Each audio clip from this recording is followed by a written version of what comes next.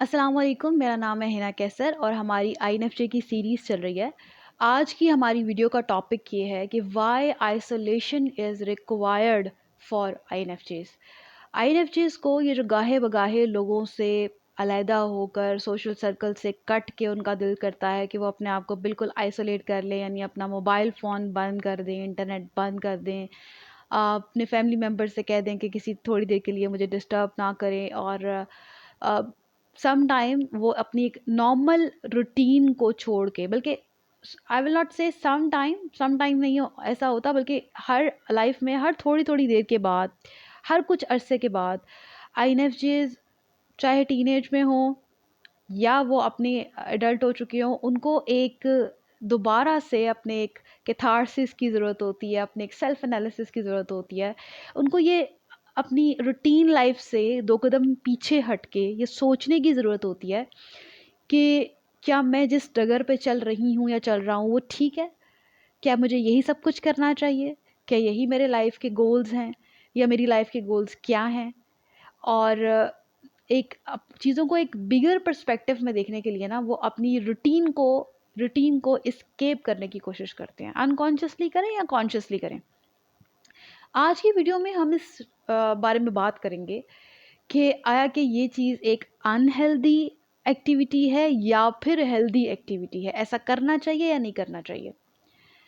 और बाज़ दफ़ा आईएनएफजेस में जब ये टेंडेंसी बहुत ज़्यादा बढ़ जाती है तो आईएनएफजे काफ़ी डिस्टर्ब हो जाते हैं और वो चूँकि एक उनके अंदर एक साबित कदमी, एक मुस्तकिल मिजाजी इस आदत की वजह से, इस फितरत की वजह से नहीं आ पाती, तो उन्हें ऐसा लगता है कि जैसे there is some problem with INFJs, कि वो नॉर्मल या कुछ दूसरी पर्सनैलिटी टाइप्स की तरह जो है वो अब मुस्तकिल मिजाज नहीं हो पाते, या वो रूटीन लाइफ को उस तरीके से लेकर नहीं चल पाते। बीच में कहीं न कहीं वो उनकी रूटीन ब्रेक हो रही होती है, या वो मेंटली तौर पे प्रिपेयर नहीं होते।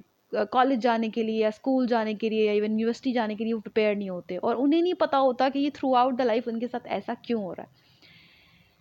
अब उसमें जो मैं आपको सजेस्ट करूँगी ना, from my personal experience and after reading the lives of a lot of INFJs, I believe कि देखिए ये आइसोलेशन आपके लिए बहुत ज़रूरी है।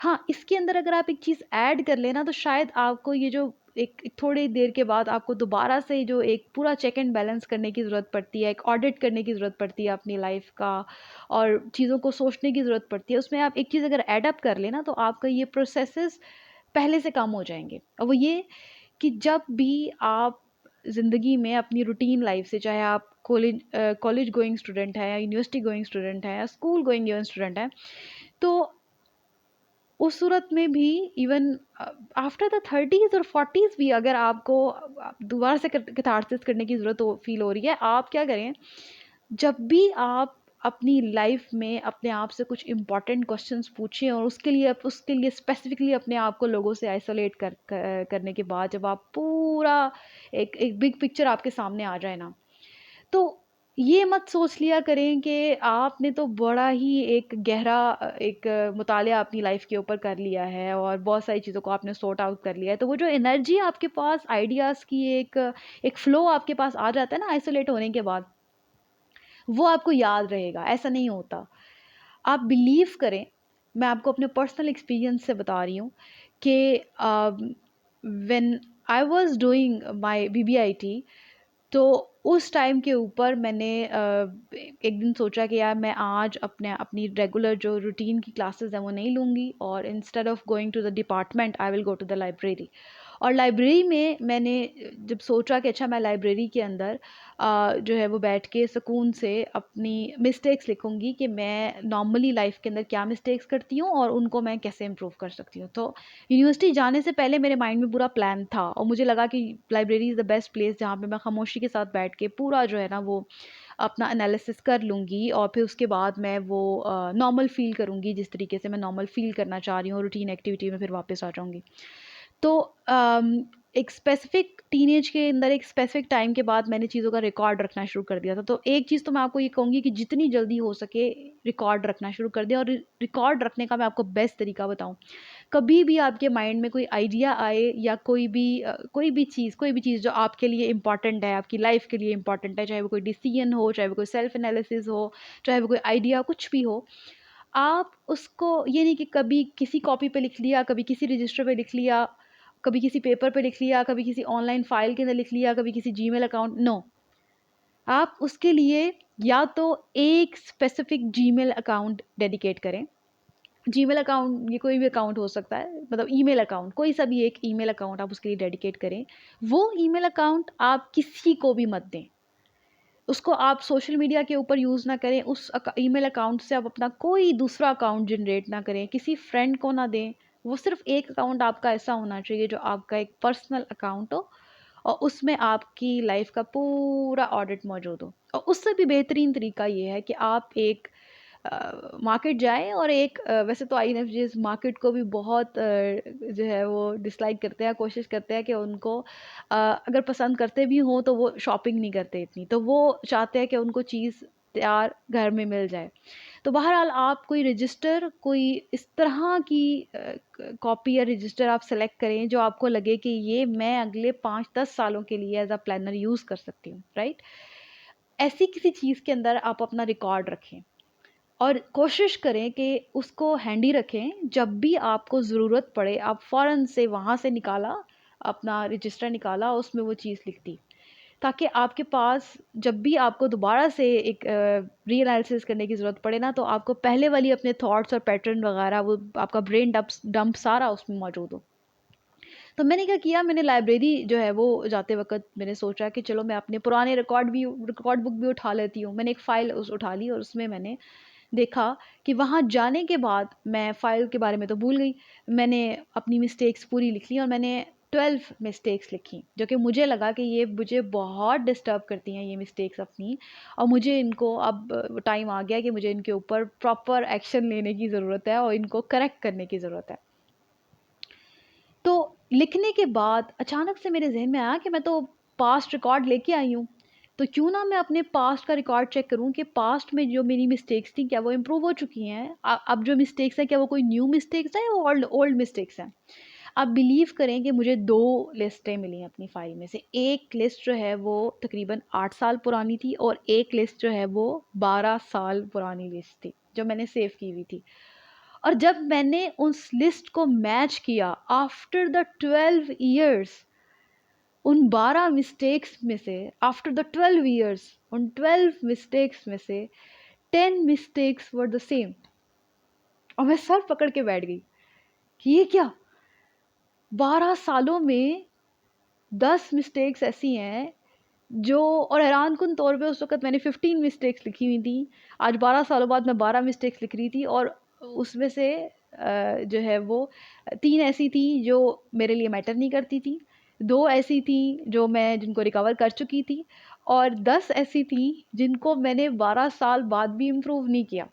मैं सर पकड़ के बैठ गई कि ये क्या हो गया? ये तो बहुत काम ख़राब हो गया, और डिसअपॉइंट भी हुई और परेशान भी हो गई कि ये तो काम ख़राब है, बहुत ज़्यादा काम ख़राब है, 12 साल मैंने ज़ाया कर दिए। तो मैं ये कहूँगी कि आप टीनेज में हैं या आप एडल्ट हैं, आपको उस टाइम के ऊपर जब आप पूरा कैथारसिस कर लेते हैं ना, आपको लगता है कि यू विल रिमेंबर एवरीथिंग और आपने लाइफ को बड़े फ्लो में अब चलाना है, अब तो आपकी प्रोडक्टिविटी का लेवल पीक पे होगा और ये जो आपकी एनर्जी है ये तो रहेगी, सारा साल रहेगी, अब तो ये ख़त्म नहीं हो सकती, और अब तो आप चीज़ों को हैबिट्स बना रहे हैं, स्ट्रेटजी लेकर चल रहे हैं। नहीं, आप भूल जाते हैं। इंसान, लफ्ज़ इंसान के ना 2 मतलब होते हैं। लफ्ज़ इंसान, 2 मतलब होते हैं इसके। इसका मतलब होता है नंबर 1 प्यार करने वाला और नंबर 2 भूलने वाला। तो अगर इंसान कभी ये कहे ना कि मैं कभी ज़िंदगी में किसी से प्यार नहीं करूँगा, तो ये भी झूठ है। और अगर ये कहे कि मैं कभी जो है वो कोई चीज़ नहीं भूलूँगा या फलाँ चीज़ मैंने याद कर ली है तो मैं कभी भी नहीं भूलूँगा, तो ये भी झूठ है। इंसान भूल जाता है और शैतान तो भुलवा देता है। तो मैं ये कहूँगी कि आप अपनी छोटी से छोटी जो कैथारसिस भी आपने किया है, जो सेल्फ एनालिसिस आपने अपना किया है ना, उसको सीरियस लें। चाहे वो यही क्यों ना हो कि आप मैं पानी कम पी रही हूँ, मुझे पानी ज़्यादा पीने की ज़रूरत है। ठीक है? एक्सरसाइज़ तो बहुत एक दूर का स्टेप है ना, पानी बहुत ज़्यादा पीने की ज़रूरत है। हो सकता है कि अगले 10-12 साल तक भी आप इस मिस्टेक को अपनी इस फ़ितरत को चेंज ना कर पाएँ और आपको बाद में रिग्रेट हो। तो एक-एक करके आपको कॉन्शियसली उन चीज़ों को अपनी हैबिट बनाने की ज़रूरत है। एटॉमिक हैबिट एक बहुत ज़बरदस्त बुक है जेम्स क्लियर की, उसको ज़रूर पढ़ें। जेम्स क्लियर का ब्लॉग बहुत अच्छा है और बुक तो बाद में आई। जेम्स क्लियर का जो ब्लॉग है वहीं से उन्होंने स्टार्ट किया था। उन्होंने किताब कैसे लिखी ये भी उनके ब्लॉग में पूरा लिखा हुआ है कि कैसे 500 की वर्ड्स की लिखने की हैबिट डाल-डाल के आहिस्ता-आहिस्ता जो है एक बहुत स्मॉल स्टेप से। अच्छा, आईएनएफजे का ये भी बड़ा प्रॉब्लम होता है कि आईएनएफजे जो है ना वो जंप्स करते रहते हैं, ठीक है? तो जब आइसोलेशन में होते हैं ना, तो उस वक़्त एक बहुत बड़ी जंप मारते हैं, यानी एक बहुत प्रोडक्टिव लेवल होता है, फ्रेंड्स के साथ कटे हुए हैं, सोशल सर्कल के साथ कटे हुए हैं, तो प्रोडक्टिविटी ऐसी पीक पे होती है कि बुक्स पढ़ रहे हैं, कोर्सेज़ कर रहे हैं, बहुत कुछ अचीव करते हैं लाइफ़ में। फिर से जब दोबारा नॉर्मल रूटीन के अंदर जाते हैं, तो फिर प्रॉब्लम क्या आती है? अब हम प्रॉब्लम पे बात कर लेते हैं कि आइसोलेट होने की ज़रूरत क्यों होती है? वो इसलिए होती है कि पीपल एनालिसिस कॉन्शियसली और अनकॉन्शियसली करते हैं।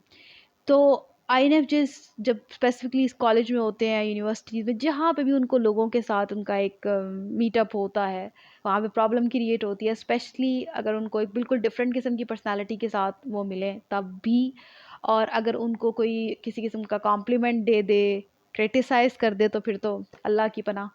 तो उनके दिमाग में ना वो अपने दिमाग को शट डाउन नहीं कर पाते। लोगों का एनालिसिस बहुत ज़्यादा करते हैं, उनकी फ़ितरत में शामिल होता है। जब दिमाग को अपने शट डाउन नहीं कर पाते और उस चीज़ के ऊपर स्पेसिफ़िकली अगर कोई उनको उनको बहुत ज़्यादा तंग कर रहा है, अगर कोई कोई फ्रेंड इस तरह की मिल गई है जो उनकी उनकी चीज़ों को ऑड कहना शुरू कर दे, उनकी पर्सनैलिटी को ऑड कहना शुरू कर दे, उनको कहे कि यू शुड चेंज योरसेल्फ, तो फिर वो ज़्यादा परेशान हो जाते हैं। तो बेहतर होता है कि आप हर थोड़ी देर बाद आइसोलेट करें, ताकि आप लोगों से कटें, जो लोगों की धूल मिट्टी आपके ऊपर जमी है, आपको वो उतरे, आपको अपना रंग नज़र आए कि मेरा असल रंग क्या है।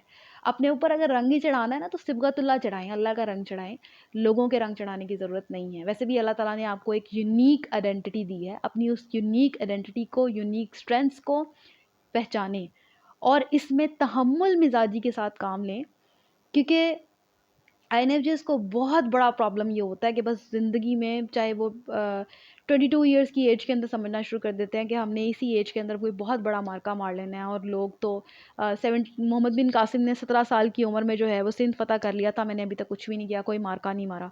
याद रखिए, आप मार्के तभी मारेंगे जब आप अपनी यूनिक आइडेंटिटी को, अपनी अपनी पर्सनल ग्रोथ को सीरियस लेंगे और लोगों का एनालिसिस छोड़ेंगे, अपने आप को थोड़ा आइसोलेट रखेंगे। मैं ये नहीं कहती कि आप बिल्कुल 100% आइसोलेट कर दें, आप चूँकि लोगों के साथ जब मिलते हैं ना तो आप ग्रो करते हैं।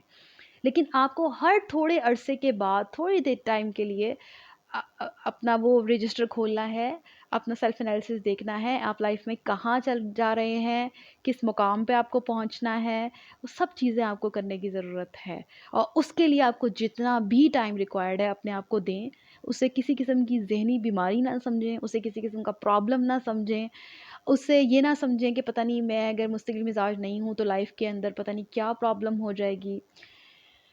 ज़िंदगी में उतार-चढ़ाव चलते रहते हैं। अपनी इस जो चेंज को जो है वो एक्सेप्ट करें। तो अगर आइसोलेशन की ज़रूरत पेश आती है तो ज़रूर आइसोलेट करें और उसमें खूब प्रोडक्टिव हों। अगर किसी किस्म का आईएनएफजे से रिलेटेड क्वेश्चन हो तो कमेंट सेक्शन में मुझे ज़रूर बताइएगा। मैं पूरी कोशिश करूँगी कि उससे रिलेटेड वीडियो ज़रूर बनाऊँ। अगली वीडियो तक के लिए इजाज़त दें। अल्लाह हाफ़िज़।